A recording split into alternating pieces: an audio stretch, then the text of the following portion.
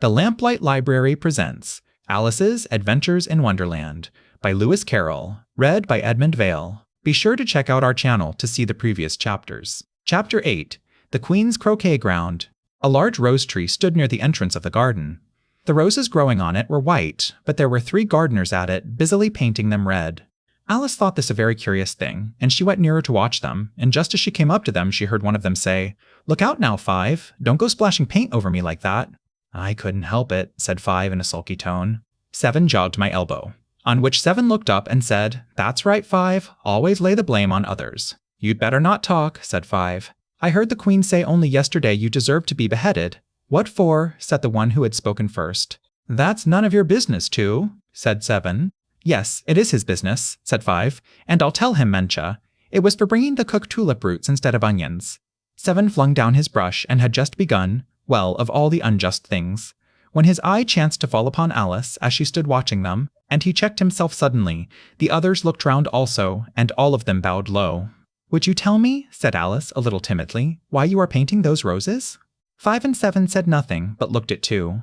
2 began in a low voice. "Why, the fact is, you see, miss, this here ought to have been a red rose tree, and we put a white one in by mistake, and if the Queen was to find it out, we should all have our heads cut off, you know. So you see, miss, we're doing our best, afore she comes, Tower." At this moment 5, who had been anxiously looking across the garden, called out, "The Queen, the Queen," and the 3 gardeners instantly threw themselves flat upon their faces. There was a sound of many footsteps, and Alice looked round, eager to see the Queen. First came 10 soldiers carrying clubs. These were all shaped like the 3 gardeners, oblong and flat, with their hands and feet at the corners. Next, the 10 courtiers. These were ornamented all over with diamonds, and walked 2 and 2, as the soldiers did. After these came the royal children. There were 10 of them, and the little dears came jumping merrily along, hand in hand.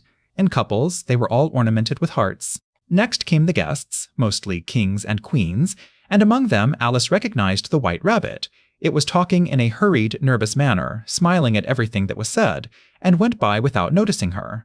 Then followed the Knave of Hearts, carrying the king's crown on a crimson velvet cushion, and, last of all this grand procession, came the King and Queen of Hearts.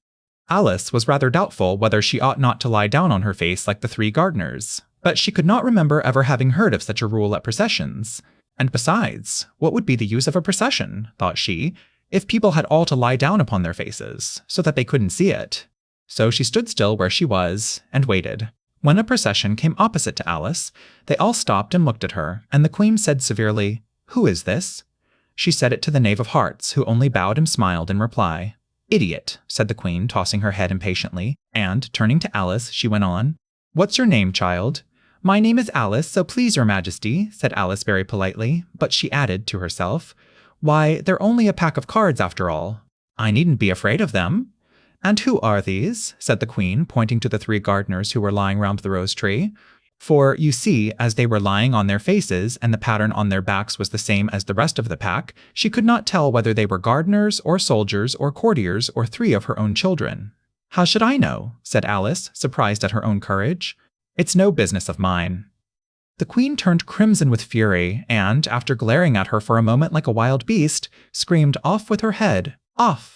"Nonsense," said Alice very loudly and decidedly, and the Queen was silent. The King laid his hand upon her arm and timidly said, "Consider, my dear, she is only a child." The Queen turned angrily away from him and said to the Knave, "Turn them over." The Knave did so, very carefully, with 1 foot. "Get up," said the Queen in a shrill, loud voice, and the 3 gardeners instantly jumped up and began bowing to the King, the Queen, the royal children, and everybody else. "Leave off that," screamed the Queen. "You make me giddy." And then, turning to the rose tree, she went on, "What have you been doing here?" "May it please your Majesty," said 2 in a very humble tone, going down on 1 knee as he spoke. "We were trying—" "I see," said the Queen, who had meanwhile been examining the roses. "Off with their heads." And the procession moved on, 3 of the soldiers remaining behind to execute the unfortunate gardeners who ran to Alice for protection. "You shan't be beheaded," said Alice, and she put them into a large flower pot that stood near. The 3 soldiers wandered about for a minute or 2, looking for them, and then quietly marched off after the others. "Are their heads off?" shouted the Queen. "Their heads are gone, if it please your Majesty," the soldiers shouted in reply. "That's right," shouted the Queen. "Can you play croquet?" The soldiers were silent and looked at Alice, as the question was evidently meant for her.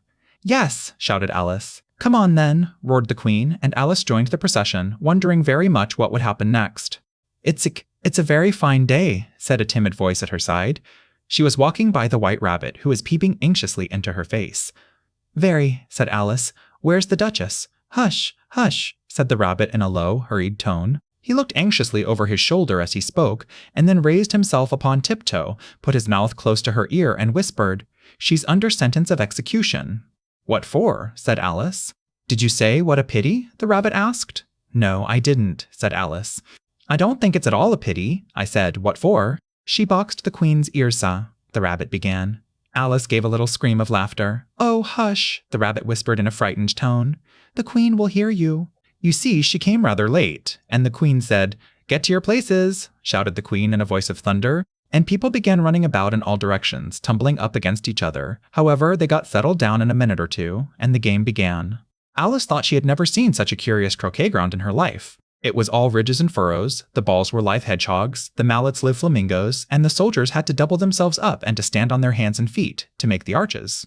The chief difficulty Alice found at first was in managing her flamingo. She succeeded in getting its body tucked away, comfortably enough, under her arm, with its legs hanging down, but generally, just as she had got its neck nicely straightened out and was going to give the hedgehog a blow with its head, it would twist itself round and look up in her face, with such a puzzled expression that she could not help bursting out laughing, and when she had got its head down and was going to begin again, it was very provoking to find that the hedgehog had unrolled itself and was in the act of crawling away. Besides all this, there was generally a ridge or furrow in the way wherever she wanted to send the hedgehog to, and as the doubled-up soldiers were always getting up and walking off to other parts of the ground, Alice soon came to the conclusion that it was a very difficult game indeed. The players all played at once, without waiting for turns, quarreling all the while, and fighting for the hedgehogs, and in a very short time the Queen was in a furious passion, and went stamping about and shouting, "Off with his head," or "Off with her head," about once in a minute. Alice began to feel very uneasy. To be sure, she had not as yet had any dispute with the Queen, but she knew that it might happen any minute, and then, thought she, what would become of me? They're dreadfully fond of beheading people here. The great wonder is that there's anyone left alive. She was looking about for some way of escape, and wondering whether she could get away without being seen, when she noticed a curious appearance in the air. It puzzled her very much at first, but after watching it a minute or two, she made it out to be a grin, and she said to herself, "It's the Cheshire Cat, now I shall have somebody to talk to." "How are you getting on?" said the cat, as soon as there was mouth enough for it to speak with. Alice waited till the eyes appeared, and then nodded. It's no use speaking to it, she thought, till its ears have come, or at least one of them.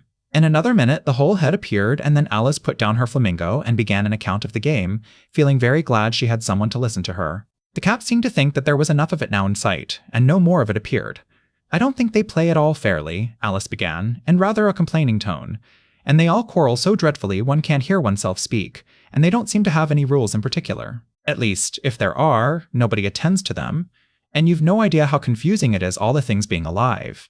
For instance, there's the arch I've got to go through next walking about at the other end of the ground, and I should have croqueted the Queen's hedgehog just now, only it ran away when it saw mine coming." "How do you like the Queen?" said the cat in a low voice. "Not at all," said Alice. "She's so extremely." Just then she noticed that the Queen was close behind her, listening, so she went on, "Likely to win, that it's hardly worth while finishing the game." The Queen smiled and passed on. "Who are you talking to?" said the King, going up to Alice and looking at the cat's head with great curiosity. "It's a friend of many a Cheshire Cat," said Alice. "Allow me to introduce it." "I don't like the look of it at all," said the King. "However, it may kiss my hand if it likes." "I'd rather not," the cat remarked. "Don't be impertinent," said the King, "and don't look at me like that." He got behind Alice as he spoke. "A cat may look at a king," said Alice. "I've read that in some book, but I don't remember where." "Well, it must be removed," said the King very decidedly, and he called the Queen, who was passing at the moment, "My dear, I wish you would have this cat removed." The Queen had only one way of settling all difficulties, great or small. "Off with his head," she said, without even looking round. "I'll fetch the executioner myself," said the King eagerly, and he hurried off. Alice thought she might as well go back and see how the game was going on, as she heard the Queen's voice in the distance, screaming with passion. She had already heard her sentence 3 of the players to be executed for having missed their turns, and she did not like the look of things at all, as the game was in such confusion that she never knew whether it was her turn or not. So she went in search of her hedgehog. The hedgehog was engaged in a fight with another hedgehog, which seemed to Alice an excellent opportunity for croqueting one of them with the other.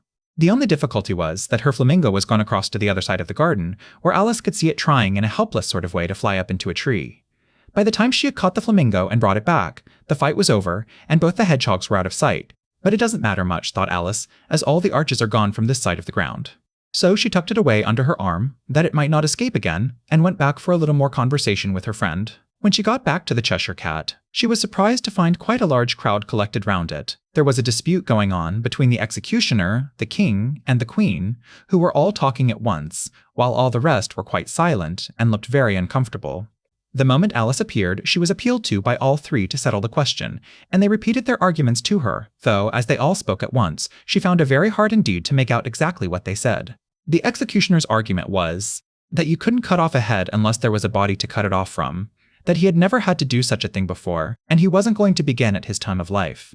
The king's argument was that anything that had a head could be beheaded, and that you weren't to talk nonsense. The queen's argument was that if something wasn't done about it in less than no time, she'd have everybody executed all round. It was this last remark that had made the whole party look so grave and anxious. Alice could think of nothing else to say but, "It belongs to the Duchess, you'd better ask her about it." "She's in prison," the queen said to the executioner. "Fetch her here." And the executioner went off like an arrow. The cat's head began fading away the moment he was gone, and by the time he had come back with the Duchess, it had entirely disappeared. So the king and the executioner ran wildly up and down looking for it, while the rest of the party went back to the game. I hope you enjoyed this chapter from Alice's Adventures in Wonderland. Click here to watch Chapter 9 on our channel.